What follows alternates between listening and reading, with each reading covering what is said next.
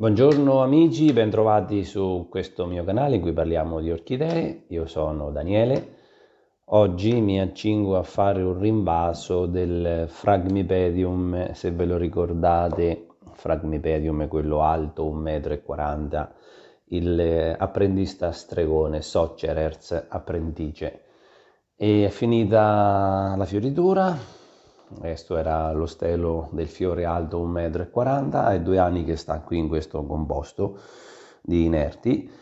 E bisogna che provo in qualche maniera a svasarlo, poi lo metterò su un vaso trasparente più grande con la fibra di cocco e lo facciamo insieme. Oggi cerchiamo di tirarlo fuori, da qua le radici saranno abbastanza compatte perché qui ci sono tanti getti, praticamente la pianta ha fatto tante ricrescite, quindi sicuramente troveremo tanta radice anche abbastanza compressata insieme. Proviamo a fare questo lavoro, vediamo quello che viene fuori, seguitemi. Allora, diciamo che sto cercando di comprimere un po' ai lati il vaso per cercare di farlo uscire, non è cosa facile, però ci proviamo, cercando di non far danni. Non esce, cerchiamo piano piano di acciaccare un po' il vaso per cercare di farlo uscire. Non è cosa facilissima, però piano piano ci riusciamo. Diciamo che non è stato facile, è passato qualche minuto di dolore. Allora, diciamo che si era attaccato talmente tanto, talmente forte che mi sono dovuto aiutare con una lama. Allora, non è che lo voglio svasare perché diciamo che io non sono il sostenitore che la pianta ama stare stretta. Questa è cresciuta semplicemente perché sono passati 2 anni. Sulle radici c'è tutto muschio, tutte alghe. Adesso la dovrò ripulire perché passarla in fibra di cocco con tutto quello che c'è non posso. Prima la devo lavare, la devo pulire, togliere, qui cade giù tutto, togliere tutte quelle alghe che si sono create, che qualcuno dice che fanno bene, qualcuno dice che fanno per la pianta, la fa respirare poco, ma al di là di quello la andiamo a ripulire da tutto questo sistema radicale, da tutti i sassi. Questo era tutto inerte. Quello che voi vedete qui era un ghiaietto di marmo di Carrara, carbonella, vedete che c'è il labillo, tutto materiale inerte. Allora, che succede? Che dopo anni questo sicuramente è un materiale che ha accumulato tanto sale, tanta salinità delle concimazioni, quindi dare un po' di freschezza alle radici con un prodotto nuovo, con un prodotto che perlomeno garantirà meno salinità derivante da 2 anni della coltivazione. Diamo una ripulita a tutto, poi vi aggiorno sul lavoro che sto facendo.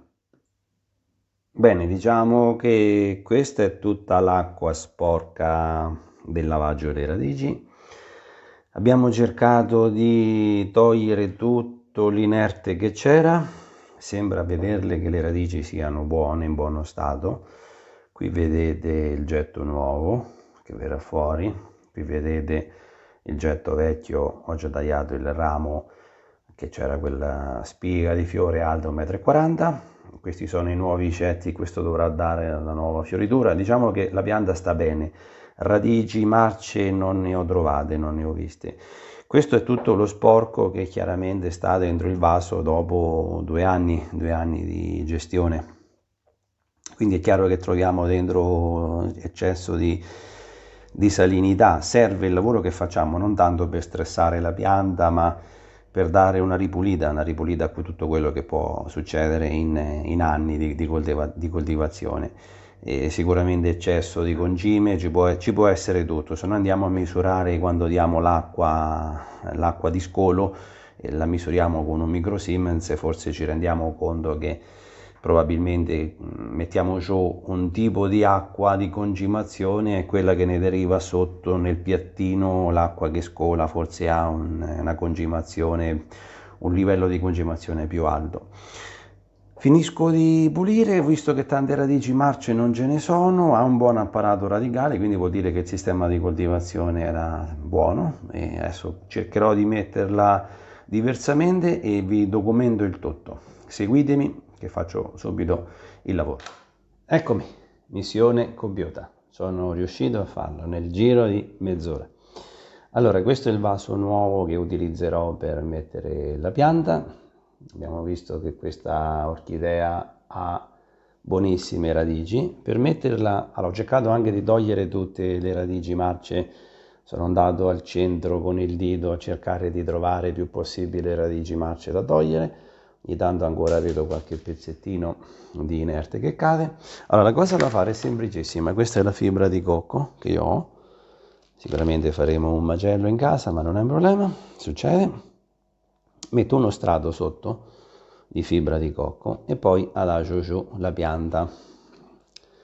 Il bello della fibra di cocco è che quando hai questa superficie di radici così piena, così grande, riesci a mandarla un po' dovunque per il semplice fatto che la fibra di cocco è un materiale molto, molto soffice, quindi non ha difficoltà. Ecco, l'importante è posizionare giù la pianta al meglio che possiamo, cercando di mettere giù le radici delicatamente, delicatamente, delicatamente.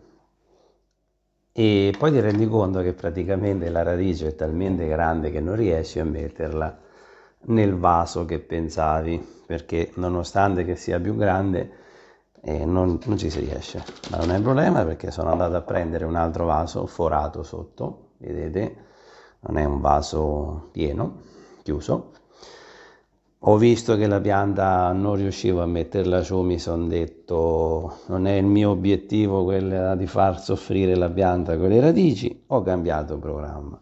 Adesso in questo vaso la pianta sta meglio, non abbiamo difficoltà. Il bello della fibra di cocco è che quando noi la mettiamo giù, va giù tranquillamente, basta che gli diamo un po' di colpetti, si assesta tranquillamente. Il bello della fibra è che se voi la stringete forte con la mano, non si combatta, cioè sulla mano non rimane niente. Il bello della fibra di cocco è quello che non è assolutamente un materiale combattante, anche se dà la sensazione nella vostra mano che pare che quando la stringete pare che sia un materiale un po' soffice, un po' spugnoso, in realtà non si combatta. Cerco di mandarla più dentro possibile, mi aiuterò con tanti colpetti perché in quella circostanza che stavamo facendo prima, cioè con quell'ammasso di radici, mandarla dappertutto diventa difficile.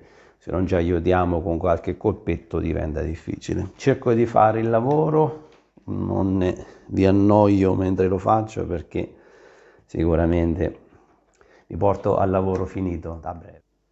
Eccomi, il lavoro è fatto.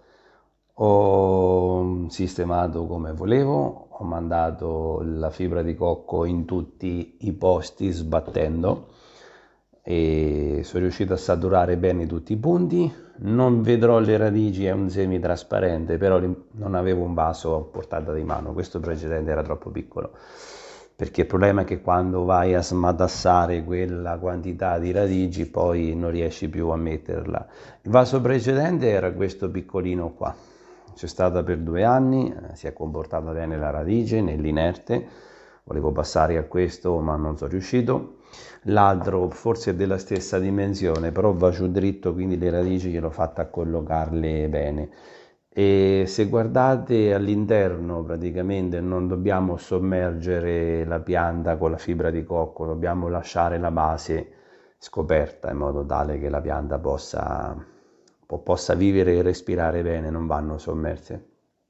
Diciamo una caratteristica del Phragmipedium è che la radice va ovunque, tante volte voi vedrete che la radice ritorna proprio a livello superficiale perché loro in natura tendono ad andare un po' a sbirciare nel terreno circostante per prendere il nutrimento, quindi non è una pianta abituata al Phragmipedium ad andare giù in profondità, ma va per lato, va cercando di trovare nutrimento e acqua fresca e tutto quello che è di suo gradimento. Bene, spero di avervi fatto vedere una cosa interessante, ero un po' in ansia perché dovevo comunque sia svasarla, e quando una pianta sta bene a cambiare il sistema di cultura o semplicemente cambiare posizione o cambiare vaso. Stavo un po' preoccupato, dico speriamo di far bene. Penso di aver fatto bene e sono soddisfatto. Speriamo poi che questa pianta mi regalerà altre fioriture e dai nuovi getti così belle e così alte come le precedenti.